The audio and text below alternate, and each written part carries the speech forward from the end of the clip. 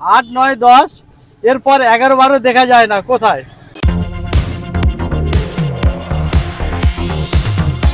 Welcome to my Hafizul blog. চলে এসেছি আজ ক্যানিং মৌখালি ব্রিজ। পেয়ে গেছে দুটো দাদা ভাইকে।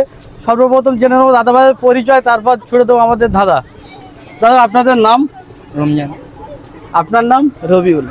রবিউল আর রমজান ভাই, দুটো ভাইকে পেয়ে গেলাম।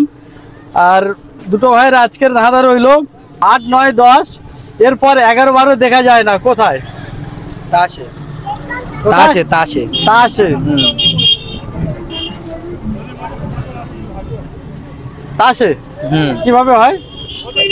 তাসের মধ্যে এইদিকে একটু তাকাও। তাসের মধ্যে 8, 9, 10 আছে, কিন্তু 10-এর পরে 11 নেই, গোলাম আছে। সেটা 11 নেই, গোলাম আছে। আর 12?